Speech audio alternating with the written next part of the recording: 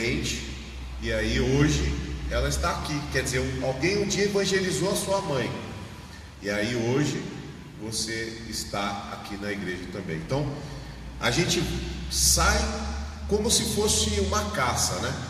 Quando você encontra um bicho lá no mato, que nós éramos bicho, né? Antes de conhecermos a Jesus, nós tínhamos os vícios do mundo e as coisas pecaminosas a gente praticava.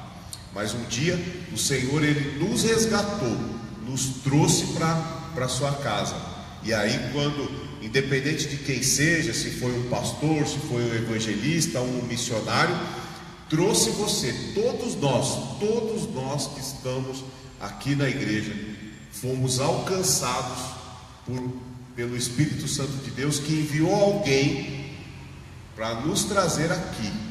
E aí a gente veio à igreja com um pouquinho de insistência. Tem dia que você não quer vir na igreja, tem dia que você quer vir. Às vezes alguma coisa que acontece na vida da gente, alguma coisa horrível que acontece com você, te faz desistir, te faz desanimar, mas você persistiu. De tanto que você persistir, o que ocorreu?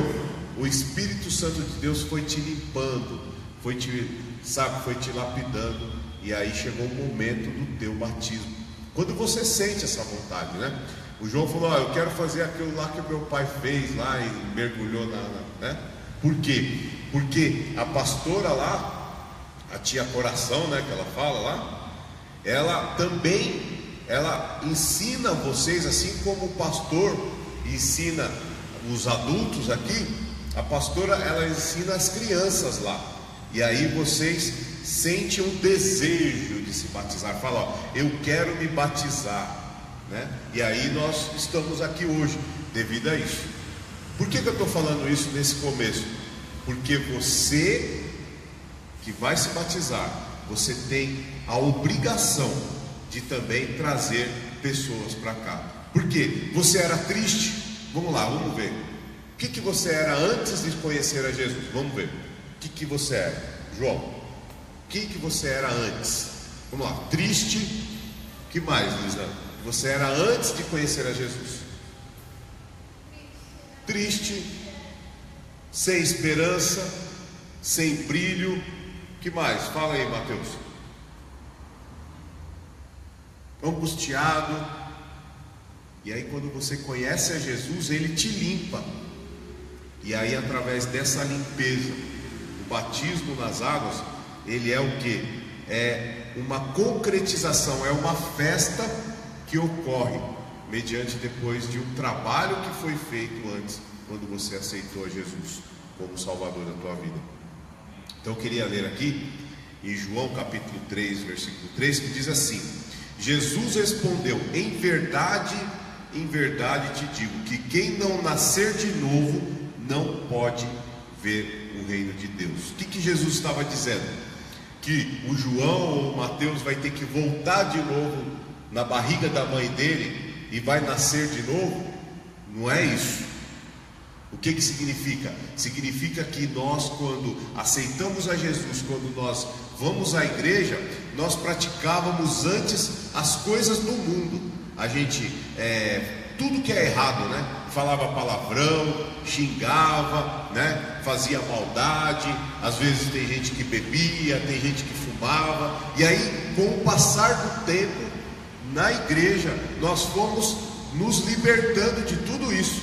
A gente começou a parar de mentir, que a mentira é coisa terrível, né? Nós já falamos disso. A mentira é algo horrível, né? Mateus não mente não, né, mano? Mente? Não pode, né? Tá brincando, né? Não pode, porque o diabo é o pai da mentira. Não minta. Se você não pode cumprir aquilo que você prometeu, não promete. Fala assim: espera um pouquinho que eu vou pensar, mas não mente. Se você prometeu algo, você faça. E aí nós temos que nascer de novo. Não é voltar na barriga da mãe da gente, mas a gente tem que dizer assim: ó, a partir de hoje eu sou uma nova criatura. Quando você deitar ali nas águas, quando você for imergido, né? Quando você, né? O pastor pegar você ali e descer você as águas, na hora que você desce, qual que é o símbolo? Você morre. É como se ali fosse uma sepultura. Sabe o que é sepultura, João? Já foi no cemitério? Já? Já ou não? Nunca foi no cemitério? Eita, mano, nunca foi. Ele nunca foi no cemitério. Olha, cemitério onde as pessoas são enterradas, as pessoas que morreram. Quando você chega lá, você vê um lugar assim, onde lá dentro tem uma pessoa que morreu, fica lá, né? A pessoa morreu, é enterrado ali. A piscina, ela é como se fosse um cemitério. Quando você deitar ali na água e você for imergido, é como se você morre e volta a viver. Significa que naquela água todos os seus pecados serão jogados e limpos, porque ali não é uma terra, né? Ali é uma água, e a água simboliza o quê? O Espírito Santo de Deus. A água simboliza o Espírito Santo de Deus. E o que a água faz? Vamos ver. O que você acha que a água faz? Limpa, refresca. O que mais que a água faz? Boa para a saúde, né? Se a gente não beber água, ela, né? Muito bem lembrado. A água é tudo para nós, né? Porque o nosso corpo é composto de a maior parte de água. Significa que o Espírito Santo de Deus dentro de nós, ele é tudo. Por isso que tem a água lá. A água que é o Espírito Santo de Deus, o pastor que vai estar ali, e na hora que você descer, você vai morrer para o mundo e nascer para Deus. Por isso que Deus disse aqui, Jesus disse. Esta frase dita por Cristo reafirma o processo de transformação de uma nova criatura, ou seja, o sentido de ser chamado filho de Deus. Quando você nasce de novo, você deixa. O que acontece quando você cria alguma coisa? Mateus vai lá no fundo da casa dele, pega um monte de barro, faz um boneco. Ele criou um boneco, não foi? Ou ele faz lá um boneco sei lá, de algum outro material, pega uns pregos, um martelo, uns cargos, alguma coisa, vai lá e prega e faz um boneco dessa altura assim, ó. Vamos supor que ele faz um boneco assim, desse tamanho assim, prega bonitinho, faz um rosto, faz tudo bonitinho nele, né? O que esse boneco é? Esse boneco é uma criatura, porque ela foi uma criatura criada pelo Mateus, certo? Então, antes de nós aceitarmos a Jesus como Salvador da nossa vida, antes dele entrar na nossa vida, nós éramos um boneco, uma criatura. Quando nós aceitamos a Jesus, somos batizados nas águas, nós viramos filhos de Deus. Aí você deixa de ser criatura, porque você e eu fomos criados. Assim como Mateus criou o boneco, Deus criou Adão. Só que Adão era somente uma criatura. No momento que ele teve um encontro com Deus, ele vira filho de Deus. Então é isso que nós temos. Quando nós morremos para o mundo, nós viramos filhos de Deus, né? O importante disso é que quem não for batizado não verá Deus. Olha que interessante você estar aqui hoje. Todas as pessoas que não são batizadas, se você não for batizado, você não pode ver a Deus. Mas pastor, como assim? Eu conheço uma pessoa, outra pessoa, que ela não é batizada. Se Jesus vier, ela não vai voltar. Olha, Jesus também não é injusto. Digamos que você aceitou Jesus esses dias. Aí você veio para a igreja, sentou aí nos bancos, ficou aí um tempão. Logo, você como Mateus, o João, a Elisandra, vai sentir a vontade de ser batizado. Até esse momento, se Jesus vir, lógico que você tem salvação, né? Se você for limpo aos poucos. Mas no momento que você tem desejo, existem muitas pessoas na igreja, irmãos, né? Aqui ou em qualquer outro lugar, isso é uma coisa comum, que elas sentem o desejo de se batizar, mas elas falam, eu não vou me batizar. E aí ela continua pecando, ela continua fumando, bebendo, praticando as coisas erradas do mundo e não querem transformação na vida delas. Aí essas pessoas, Deus sabe quem são elas. E aí se Jesus vier, essas pessoas perdem a salvação. né? Mas então, quando você ouve a voz de Deus, atende a voz de Deus e vem à igreja, procura se libertar, se purificar, você vai ver a Deus. Então, quem nascer de novo verá a Deus. Não pode ver o reino de Deus e não pode entrar no reino de Deus aquele que não for batizado. Entendeu, irmãos? Então, se você saiu e está na igreja durante um período pequeno de tempo e você começar a se purificar ali, Jesus vai analisar os seus atos. Agora, sabe aquelas pessoas que não querem mudança, nunca querem mudar? E aí a pessoa, o batismo mostra que você morreu para o mundo e nasceu para Deus. E muitas pessoas na igreja não querem ver isso, não querem morrer para o mundo. Você sabia? Quando eu me batizei, faz um tempo já, acho que talvez o Mateus nem tinha nascido ainda, né? Acho que nem o Pedro tinha nascido ainda, mas eu me batizei em 99. Você acha que não tinha nascido quando? Quando você nasceu? Já tinha? Hã? Que ano foi? 97, ó. 97, né? Você estava com 3 aninhos. 8, 4. Então você já estava aí também, já. É. Quando eu me batizei foi em 89, né? E quando eu me batizei, no dia que eu me batizei na Assembleia de Deus, no Ministério do Belém, daquela igreja que nós passamos em frente, foi lá que eu me batizei.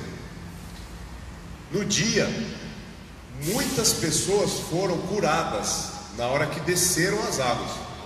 No dia que eu fui, um rapaz desceu na cadeira de roda e ele saiu, né? Eu contei isso para o Pedro já. Ele saiu do tanque de batismo curado, saiu andando, porque o tanque, né? Aqui a gente não tem, porque a gente vai fazer numa piscina, mas as igrejas maiores, se você desce no tanque de batismo, tem um lugar para deficiente descer, pessoa que é deficiente.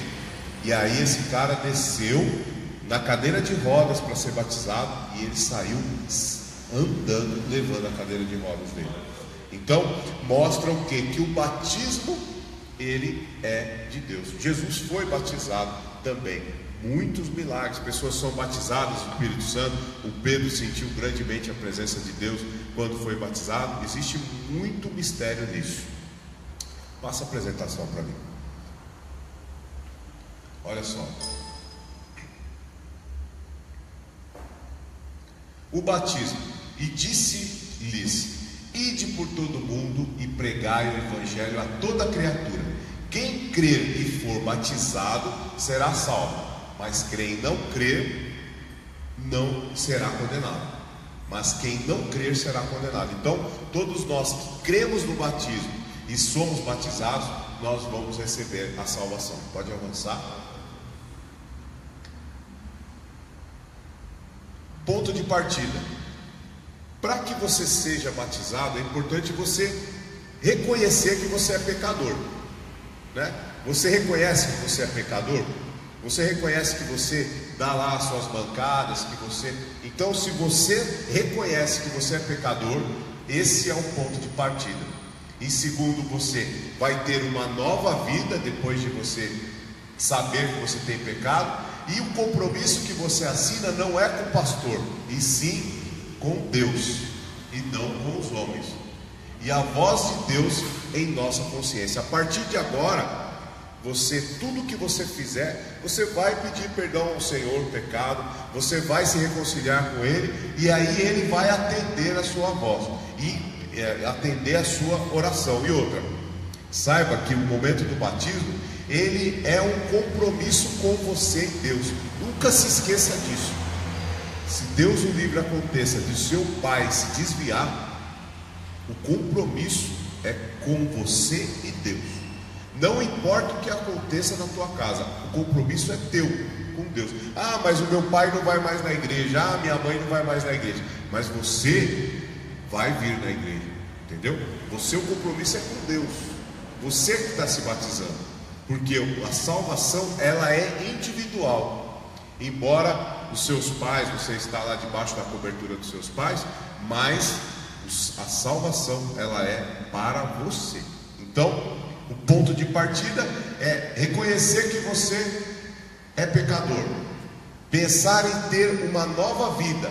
E terceiro, o compromisso é com você e Deus. E a partir de agora, Deus é na tua consciência. Tudo que você fizer, você já viu aquele desenho do Pica-Pau? Que tinha um capetinha do lado falando para ele fazer coisas ruins, e do lado fica um anjinho falando para fazer coisas boas, não é? É mais ou menos desse jeito. O diabo vai ficar o tempo inteiro falando para você: faz isso errado, mente, faz isso, faz aquilo, mas você não vai dar ouvido.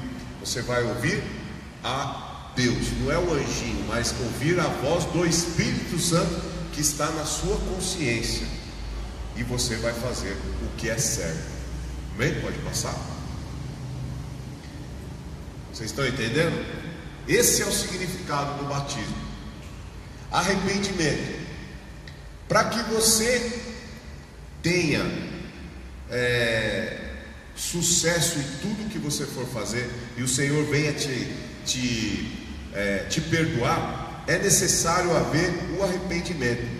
Quando submetemos ao batismo, somos imergidos na água, quer dizer, nós deitamos na água, e quando nós levantamos da água, estamos dizendo que morremos para o mundo e nascemos para Deus. Isso significa que vários procedimentos considerados normais pelos habitantes desse mundo passarão a não mais nos importar. No entanto, algumas igrejas, têm o batismo como um sinal de que agora acabou minha vida, não vou poder fazer mais nada. Não é isso. Agora eu vou me batizar, não vou poder mais usar uma calça comprida, mulher, não vou mais poder cortar o cabelo. Tem algumas igrejas assim. Algumas igrejas acham o sentido de ser batizado nas águas, por isso que muita gente não batiza. Aqui na igreja, às vezes a pessoa: não, pastor, ainda não é o momento, não, pastor, ainda não. Aí eu fico pensando, eu falo assim: a pessoa não está entendendo nada. Esse é o problema que a gente tem dentro da igreja, e na nossa igreja tem pessoas assim. A pessoa fala: nossa, eu não vou me batizar, porque assim agora eu vou ter que ser santinho, eu vou ter que... Não, pelo contrário. Às vezes a pessoa já está na condição de se batizar. Muitas pessoas na igreja, aqui na nossa igreja, estão na condição de se batizar, só que elas não se batizam, porque a pessoa está achando que ela tem que pagar um jugo muito grande, que ela tem que começar agora a ser uma santinha, se errar Deus vai fulminar ela. Não, pelo contrário. Depois de nós batizarmos, nós somos livres para você fazer o que você quer. Porém, nem tudo você vai fazer, como o apóstolo Paulo diz, Todas as coisas são lícitas, mas nem tudo me convém fazer. Então não é você ser um extremista, Aqueles caras que batem na Bíblia, aqueles caras que falam que só eles estão certos. Você já falou com uma pessoa que ela foi um ex-fumante? Você conheceu alguém que era um ex-fumante? O cara é chato demais, gente. E um ex-cara que bebia? Misericórdia. Se torna o cara mais chato do mundo, não é, Pedro? Chato. E nós, como crentes, também temos que tomar cuidado para não ser chato. Você conhece um crente chato? Gente, eu conheço, viu? Como tem crente que é chato. Por quê? Enquanto ele estava lá no mundo, ele praticava as coisas do mundo. Quando ele se converteu, pronto, ele começa a se achar o santão. E quem não é, quem está fora do mundo, começa a se... não presta para ele. Então isso é extremismo, O batismo não pode ser desse jeito. Você tem que amar o próximo. Às vezes, se a pessoa, tem gente que não gosta que fala de Jesus, Às vezes você fala de Jesus para alguém fica bravo. Você tem até que ficar quieto. Você vai pedir o quê? A partir de agora, em oração. Porque quando o batismo entrar na tua casa, entrar dentro do teu coração, vai começar a haver mudanças na tua vida. Então, não coloquei aqui algumas denominações, tem o batismo como, não tem o batismo como sinal de arrependimento. O batismo é um sinal de arrependimento, é de você se arrepender de que você era antes. E algumas igrejas, elas colocam usos e costumes sem base nenhuma bíblica. Não posso mais comer carne de porco. Quem disse que você não pode comer carne de porco? Pode comer muito até, não, tem que tomar cuidado porque faz mal, Mas não pode. Lá no Bandeirantes tem uma pessoa lá, não sei se tem ainda, mas eu lembro de um rapaz lá que tinha uma padaria lá no Bandeirantes, E o camarada era de uma religião que não come carne de porco. Falei, gente, então não abre uma padaria. Então lá não tinha presunto, não, acho que ele também não trabalhava no sábado, né? Não abre no sábado, uma padaria que não abre no sábado, né?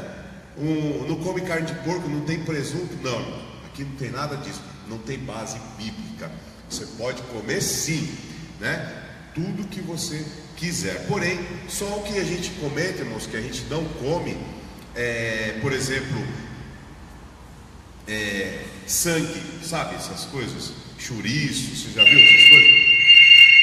Chouriço, essas coisas assim, a gente não tem o costume de comer, né? Não sei se vocês sabem o que é chouriço. Chouriço, ele é tipo de uma... Obrigado, Pedro. Obrigado. Chouriço é um tipo de salgado, não sei o que é aquilo. É uma comida nordestina que ela é feita de sangue. Você conhece? Eu também, não sei. Acho que você não come porque sua mãe é evangélica, então, né, nem vocês também. Eu nunca gostei daquilo, porque minha mãe sempre foi crente, mas meu pai falava que era uma delícia aquilo. É o que é? O sangue do boi, né, da vaca. E aí ele é curtido ali, eles fazem tipo um croquete assim, um quibe, alguma coisa, mas é só de sangue. Isso a gente não tem o costume de comer, porque a Bíblia fala, né, de que a gente não deve, viu, irmãos, comer nada, comer sangue. A mesma coisa, toda pessoa que é evangélica também não tem o costume de, quando for matar bicho, diga que estou falando isso é coisa já de velho, né? Nenhuma mulher mata bicho mais hoje, né? Vai lá e já compra o bichinho pronto. Você não vai ter esse problema quando você casar, né? Porque hoje em dia, mas antigamente, minha mãe que matava galinha pra gente comer, ia na granja, que no Pan-Americano tinha umas granjas ali. Aí você ia lá, comprava o frango, e aí você comprava, tadinho, ele vivo e matava. Aí eles andam olhando com a cara assim, acho que ela não sabia disso, é? Pois é. Galinha, né? Só galinha, né? Porco já vinha todo morto já, né? Mas era muito costume antigo.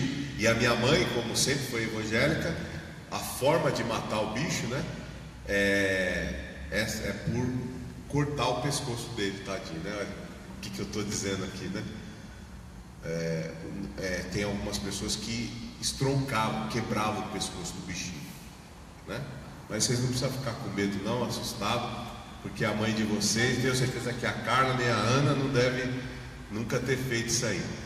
Isso me faz lembrar uma vez, eu fui no interior e cheguei lá na roça, né? E a sua avó faz isso lá, sua avó lá em Minas, né? E aí eu fui no interior, cheguei lá, aí uma senhora, dona irmã Cecília, uma bênção de mulher, gostou tanto da pastora e falou: olha, pastor, eu quero te dar alguma coisa, olha, não sei o que eu te dou, leva alguma coisa, eu quero te dar alguma coisa para você sempre lembrar de mim. Já sei. Foi lá, Pedro, pegou uma galinha e trouxe para a pastora. Falou: Tó, leva para você, aí você cozinha ela na panela e você vai ver que é uma delícia frango caipira, né? Mas eu dei muita risada. Falei: ô irmã Cecília, deixa esse negócio para lá. Se a gente levar essa galinha para lá, ela não vai matar ela nunca, né? Nunca. Só a avó faz, né? A galinha ia ficar com 20 anos e a Kátia não ia ter coragem de cortar, né? A gente não tem esse costume. Porém, é isso que eu queria dizer, sabe? Então, um costume antigo que a pessoa tinha de enforcar o bicho, né? Quebrar o pescoço dele. Não pode fazer isso. Se você vê alguém fazendo isso, você fala: ó, não pode, que a Bíblia fala que não pode matar bicho enforcado assim. Tem que, né, sangrar o bicho, né? Mata ele sangrando, né? Então, muitas pessoas acham que se batizar é isso. Morreu, acabou, não posso ir no cinema mais, não posso brincar, não posso ir no parque. Gente, em nome de Jesus, não é isso não. Você vai ter a sua vida normal, só que você não vai poder fazer tudo. Ficar no bar até tarde da noite, ficar fumando, bebendo, fazendo coisas erradas, né? Fumando narguilho, viu? É pecado, viu? Narguilho, nunca você ponha. O narguilho, ele é pior do que cigarro, porque ele não tem filtro. Então nunca você põe narguilho. cigarro, bituca de cigarro, nunca ponha na boca, nem cerveja, né? Nem bebida alguma, nem coquetel, nada que tenha álcool. Agora eu posso, pastor, ir no restaurante, posso ir no cinema com meu namorado, posso, né, sair, pode, né? Só que tudo você pode fazer, mas nem tudo. Você tem que analisar. Todas as coisas me são lícitas, estão aí para eu fazer, você é livre. Porém, vamos analisar direitinho, né? Será que é certo ficar até tarde? Tem um monte de gente ali tomando cerveja, falando palavrão, falando besteira, e eu ali também no meio, né? Então, toma cuidado também. Às vezes até festa, a gente que é casado vai em festa de aniversário. Ah, pastor, eu não posso. Pode, em todas as festas de aniversário, de casamento, vai e come muito. Porque você não bebe, então você vai comer e tomar cerveja, comer e tomar refrigerante. E a cerveja você tira ela fora. Só que aí é o seguinte, está ali. De repente, irmão, como tem muita cerveja e bebida, chega um determinado horário que a mulherada começa a se soltar, toda cheia de cachaça na cabeça, de cerveja. O que acontece? Mulher casada começa a falar besteira, homem casado começa a falar besteira. Você, como um servo de Deus, já viu que você comeu, seu filho comeu, a sua mãe comeu, está todo mundo de barriga cheia. Você viu que está ali mulher lá já dançando, descendo até o chão. O que você fala? Você levanta, fala: pessoal, estou indo embora, e vai em santidade para a tua casa. Não participe de coisas assim. Amém? Até, você percebe? O apóstolo Paulo dizia: todas as coisas me são lícitas, mas nem todas as coisas me convêm. O que significa? Eu posso fazer tudo, mas eu preciso pensar se tudo eu vou fazer. Tudo que eu posso fazer, mas vamos pensar se é tudo que a gente precisa tomar cuidado, né? Então, por exemplo, falando mais aqui de algumas igrejas que falam que não pode fazer mais nada, trajes, por exemplo, cabelo, maquiagem, carne de porco. Tem gente que não toma café depois que se batiza. Doar sangue, tem gente que não doa sangue depois também que se batiza. Não tem nada a ver, não tem base bíblica. Se você quiser doar sangue, você pode doar sim, pode fazer o que você quiser. Uma infinidade de coisas são proibidas, né? Mas não tem nada a ver, não tem base bíblica. Todas as coisas você pode fazer. Trajes, poxa, como que eu vou me comportar como um crente? Vou colocar uma saia até o pé, até o chão, né? E vou andar, não, e ter um coração podre? Não. Você vai ter uma veste santificada, mas ter um coração que perdoa, né? Você pode usar uma calça, que você quiser, uma blusa, mas você tem que procurar, irmãos. Olha, uma coisa que eu vou falar aqui, principalmente para as mulheres. Os homens nem é tanto assim, mas você sabe, aquelas mulheres que andam, né, com aquelas roupas degotadas, calças apertadas, né? Tem mulher que gosta de se mostrar. Graças a Deus aqui não tem ninguém assim, mas tem mulher que gosta de se mostrar. Ela se acha bonita, se acha elegante, né? Então ela quer mostrar o corpo, quer mostrar. Então eu quero dizer uma coisa para você: aquele que provoca também a sensualidade em alguém também peca. A gente que é homem olha, está pecando, que não pode fazer isso também, né? Não é certo ficar olhando, virando o pescoço. Tem que procurar se controlar, porque a gente comete pecado também de ficar olhando, né? Mas quem também provoca também comete pecado. Aquele que provoca e aquele que vê também comete pecado. Então que o Senhor venha nos livrar disso. Pastor, mas eu posso usar uma calça bailarina? Pode. Ué, lógico que você pode usar. Mas não é bonito a mulher com a calça bailarina? Coloca uma camiseta até embaixo, que nem a pastora mesmo usa. Não é verdade? É bonito. Não tem mais? Não é bailarina, né? É bailarina aquela. Mas existe ainda ela, né? Tem ainda? Sei lá. Exatamente. Ixi. Você está dizendo que eu estou tiozinho, né?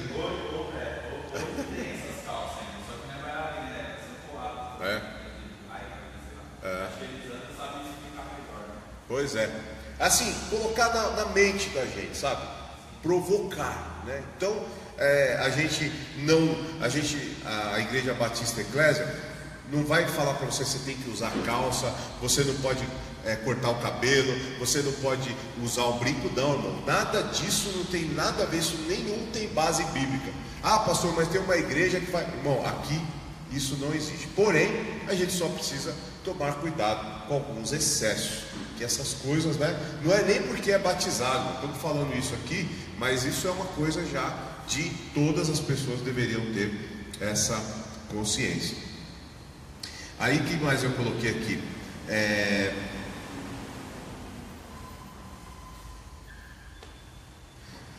Um versículo que diz aqui em João capítulo 17, versículo 15, diz: Cristo diz para que Deus não tirar, Cristo disse, não me, como é que foi aqui, ó? Cristo diz para Deus, não nos tirar do mundo, mas nos guardar, e também declara que somos do mundo. Ou seja, Jesus dizendo para Deus assim: Senhor, eu não sou desse mundo, todos nós não somos desse mundo. Então nós temos que ter essa consciência, nós não somos daqui, nós somos de Deus. Então nós não devemos nos misturar com as coisas pecaminosas desse mundo. O que são coisas que nós não devemos praticar? Por exemplo, práticas mundanas. Exemplo, prostituição, idolatria, sabe? Você tem santinho, tem anjinho guardado em casa, essas coisas, irmãos, a gente não pratica e não usa essas coisas. Isso é idolatria. Inveja, mentira, né? Orgias, fotos de mulheres nuas, né? Pornografias, essas coisas todas. Essas coisas nós temos que nos afastar, porque existe alguém, irmãos, que vê, que tudo vê. Ah, mas eu estou escondendo do meu pastor, estou escondendo da minha mãe, mas o meu Deus está vendo. Bebedices, imoralidades, né? Em resumo, todas essas coisas o apóstolo Paulo diz que não verá Deus quem comete tais coisas. E em Romanos capítulo 1, versículo 18 diz: e por isso o apóstolo Paulo nos adverte que sejamos moderados em tudo no nosso agir. Então o que a gente tem que ter? Moderado em tudo que a gente vai fazer. Pode passar. Glórias a Deus. O processo de conscientização do pecado. Nós temos um indivíduo, ele é conscientizado, arrependido. Pode passar para o próximo. Então ele é conscientizado, é arrependido, confessa o pecado, se arrepende e deixa. Então, pastor, como que eu vou adquirir, cometendo todas essas coisas, esses pecados, imoralidade ou algumas coisas que eu tenho, como que eu vou conseguir obter o perdão? Como que você vai obter o perdão? Se arrependendo, vamos repetir, ó, me arrependendo, deixando, certo? E confessando. Então, primeiro eu me arrependo, confesso e deixo.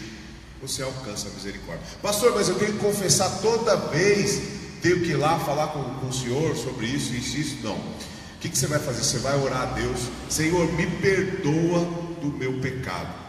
E se arrepende também.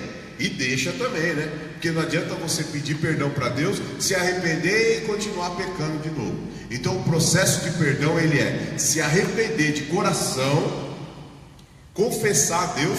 Por isso, olha, escuta isso, anota isso no seu coração. Toda vez que você estiver na igreja orando, a pastora deve fazer isso com as crianças lá. Toda vez vocês devem ter uma oração. Todos nós, irmãos, temos que ter uma oração todas as vezes: Senhor, me perdoa dos meus pecados. Analisa tudo que você fez, porque o mundo é terrível, as coisas são difíceis. Por algum motivo você xingou, por algum motivo você passou do limite, por algum motivo de repente você acabou mentindo, você acabou fazendo alguma coisa errada. O que você vai fazer? No final, quando for no culto, ou até mesmo em casa, antes de você dormir, você pede: Senhor, me perdoa do meu pecado. E aí o Senhor vai te perdoar do seu pecado. Amém? Então você percebe como que é o arrependimento, o perdão? Arrepende, confessa e deixa. Pode passar?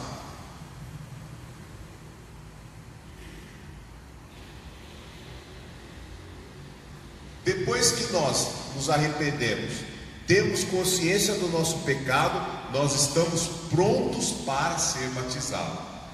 Porque Deus amou o mundo de tal maneira que deu seu único Filho, para que todo aquele que nele creia, não perecesse, mas tivesse a vida eterna. Então, depois de se arrepender, você está pronto para o batismo. Percebe? Você está pronto para o batismo assim que você chega na igreja. Chegou na igreja, começou a deixar isso, começou a ter uma mudança de vida, começou a mudar as coisas dentro do teu coração. Lembra? A partir do dia que você começou a vir à igreja, você não começou a querer fazer as coisas todas certas? Quando eu aceitei a Jesus e comecei a ir na igreja, uma coisa que eu percebi é que eu parei de jogar papel no chão. Parei, é uma coisa errada, não é certo. Por que você joga papel no chão, Eu comecei a fazer diferente. Comecei a não mais responder minha mãe, a não falar mais palavrão. Aos poucos, quando eu ia à igreja, eu ainda falava palavrão e ainda fazia algumas coisas erradas. Mas com o passar do tempo, irmãos, eu comecei a diminuir. E aí hoje eu não faço mais isso. Não falo mais palavrão, não falo mais mentira. Procuro ter uma vida, digna de Deus na minha vida. Por isso que é importante nós termos essa consciência para um dia estarmos sendo batizados. Pode passar. Olha que interessante. Por que não se batiza crianças? Você sabe que pessoas que são crianças são batizadas quando crianças? Você sabia disso? Você foi batizado? Acho que não, Você já era crente. Quer água? Não. Por que nós não batizamos crianças? Veja bem, a igreja católica, ela batiza a criança ao nascer. Por quê? Por dois motivos. Um motivo histórico e um outro motivo que é um dogma, é uma forma, um dogma, é uma doutrina da igreja católica. A primeira questão, que é uma questão histórica, é que na antiguidade a igreja católica apostólica romana, elas faziam o batismo nas águas de criança, porque quando a criança nascesse, ela não podia seguir outra religião, já nascia católica. Então, o único jeito da gente ter certeza que uma pessoa vai ser católica é batizando ela depois que nasce. Por isso os católicos batizam. Então esse primeiro motivo é um motivo histórico. Se batizava para forçar que a criança já nascia. Eu, por exemplo, sou batizado na igreja católica, porque quando eu me batizei, meu pai era católico, minha mãe também, Aí depois de um ano ou 2 anos mais ou menos, minha mãe aceitou Jesus e eu fui para a igreja evangélica. E aí na igreja evangélica só se batiza depois dos 10 ou 12 anos, 11 ou 12 anos nós batizamos, certo? Mas a igreja católica batiza como criança, certo? Então o primeiro motivo, porque era um motivo histórico, forçando as crianças a serem católicas.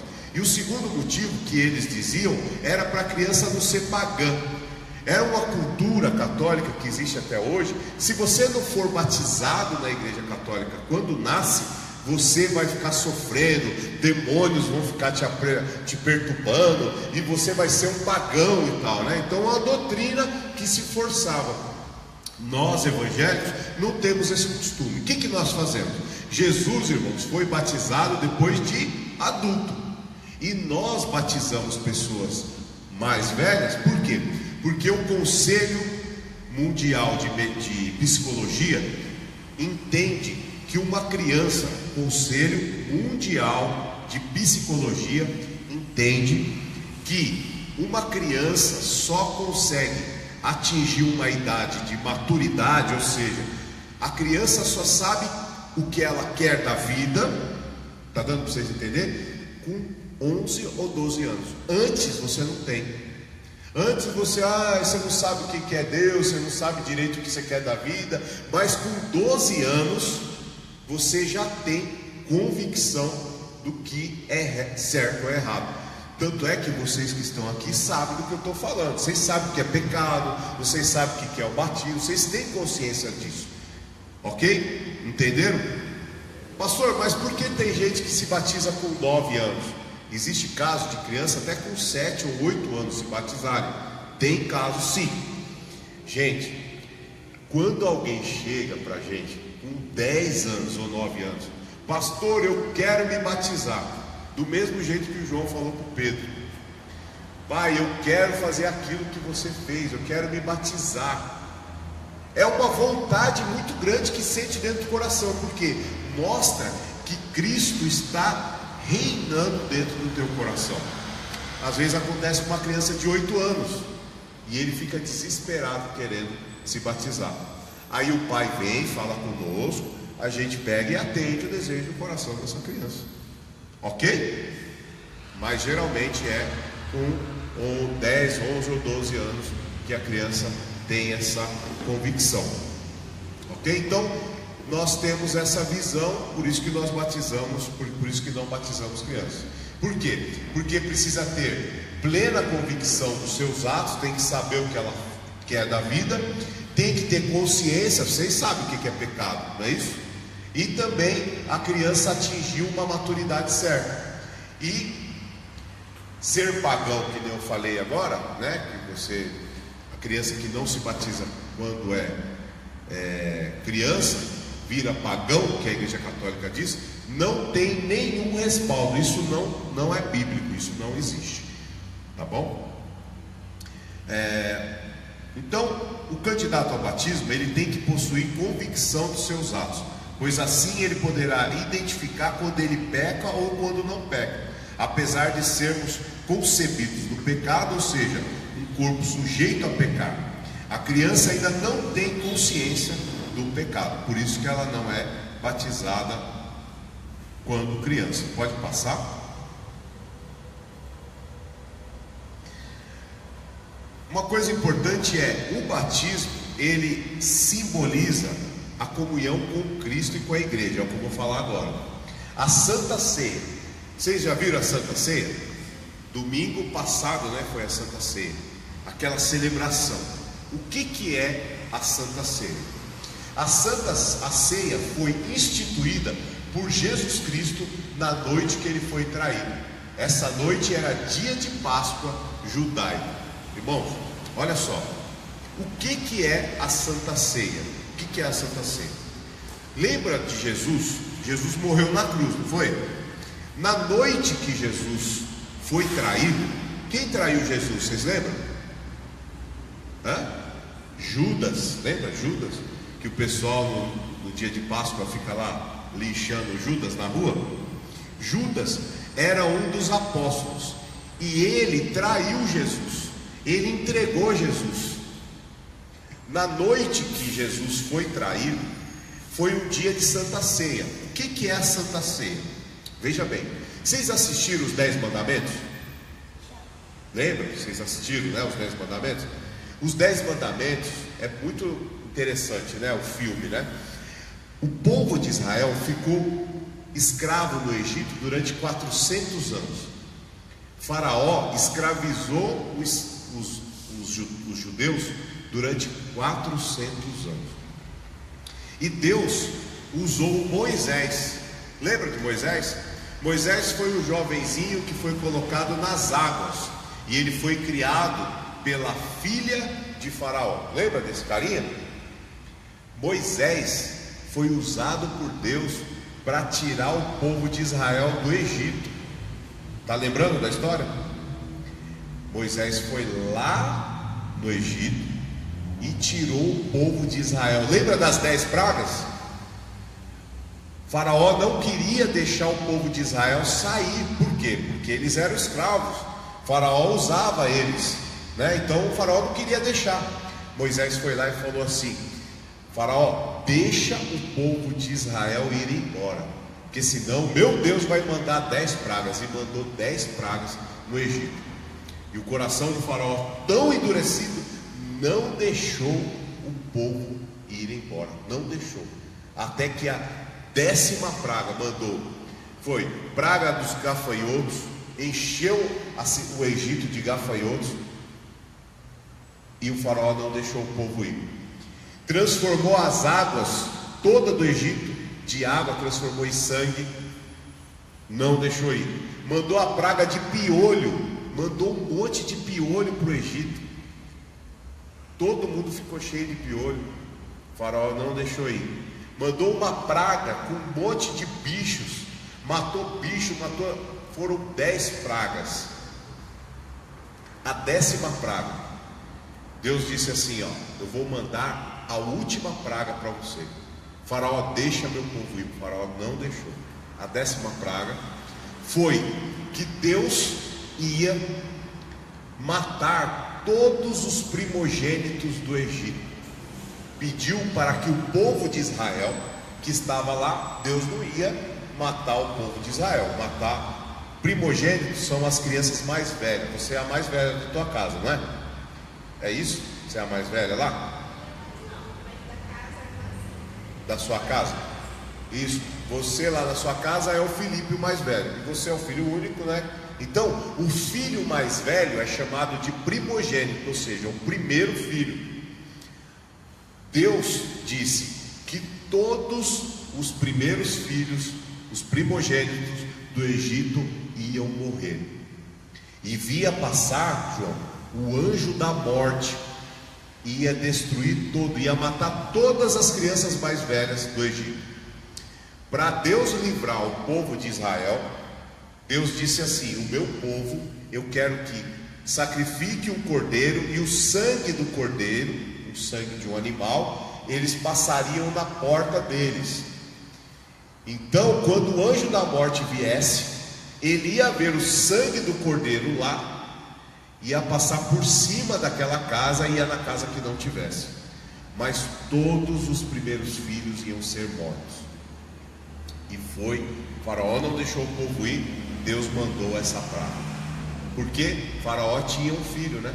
Tinha um único filho. Ia morrer o filho de faraó. O que aconteceu? Chegou na hora que o anjo da morte veio. O sangue do cordeiro, sabe o que ele simboliza? O sangue de Cristo. Cristo não morreu na cruz para nos salvar, né? Aquele sangue simbolizava o sangue de Cristo. Saiba que o sangue de Cristo, ninguém pode tocar em você. O diabo não pode tocar na tua vida, porque você tem a marca do sangue de Cristo dentro do teu coração. Aleluia, glórias a Deus. E naquela noite o anjo da morte veio. Mateus destruiu todas as crianças mais velhas de todas as casas e guardou o povo de Israel. Então, o que acontecia com o anjo? Pergunto para vocês. Quando ele chegava na casa de um judeu que tinha a marca do sangue do cordeiro lá, o que o anjo fazia? Passava por cima. Repete comigo: passava por cima. Passar por cima vem de uma palavra, de um verbo do hebraico que significa pessar. Pessar significa passagem, significa Páscoa. A partir de agora, quando passar o dia da Páscoa, você não vai lembrar do coelhinho.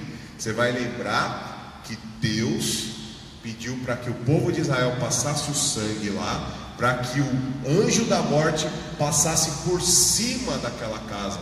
E aí a sua casa, a casa do povo de Israel, foi salva. Então daí vem a palavra Páscoa. Ok? Então, na noite que Jesus foi traído, ele comeu pão e bebeu cálice. Eles estavam comemorando a Páscoa, que Israel comemorava a vida toda. Então eles estavam comemorando a Páscoa. Você entendeu agora o que é Páscoa? Então Jesus estava comemorando a Páscoa. Naquela noite que ele estava comemorando a Páscoa, ele foi traído.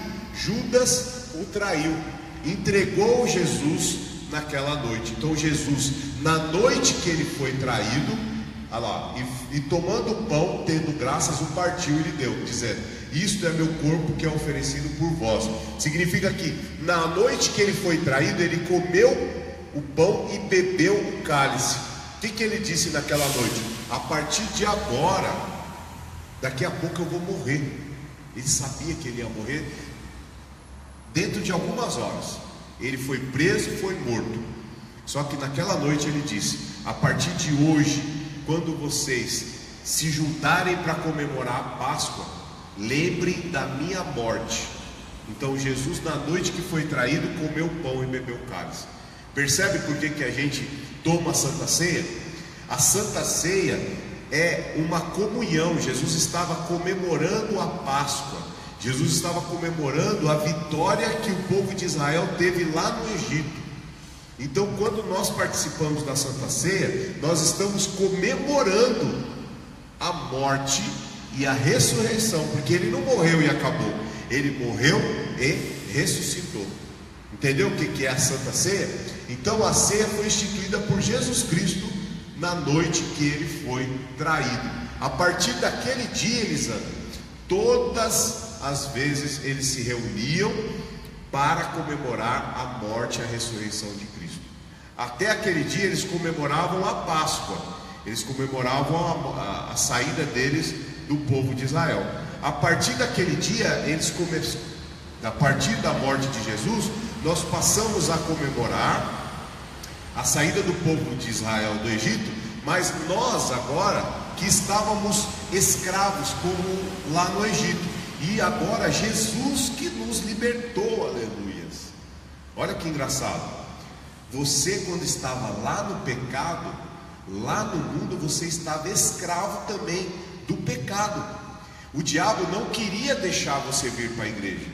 O diabo lançava várias coisas, assim como o faraó não deixava o povo ser liberto. Lá no mundo nós também estávamos lá no pecado, fazendo as coisas e cometendo as coisas lá no pecado, e o diabo não deixava nós sermos livres.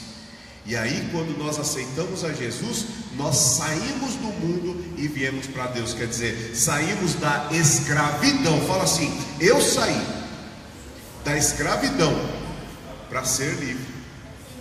Por isso que quando nós comemoramos a Santa Ceia, por isso que nós batizamos nas águas, para mostrar que agora nós somos livres. Aleluias, glórias a Deus.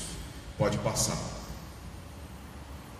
Então, nós temos o costume de todos os domingos tomar e comer, todo mês, comemorar a Santa Ceia.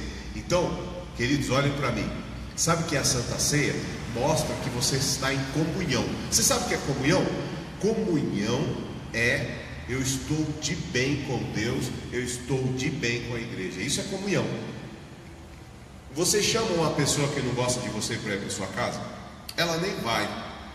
Você chama uma pessoa para ir na sua casa que ela não gosta de você? Não. Então você não tem comunhão com essa pessoa. Por quê? Porque ela não gosta de você. Então a Santa Ceia mostra que você ama a Deus e você ama teu irmão.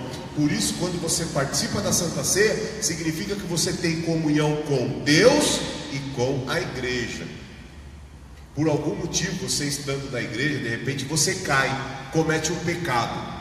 Aí o pastor vai pedir para você não tomar Santa Ceia, sabia?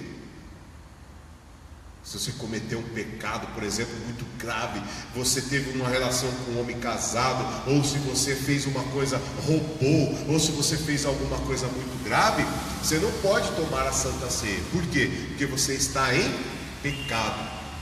Foi numa balada com uma amiga e caiu, e bebeu, e caiu lá no chão e ficou bêbado. Não pode.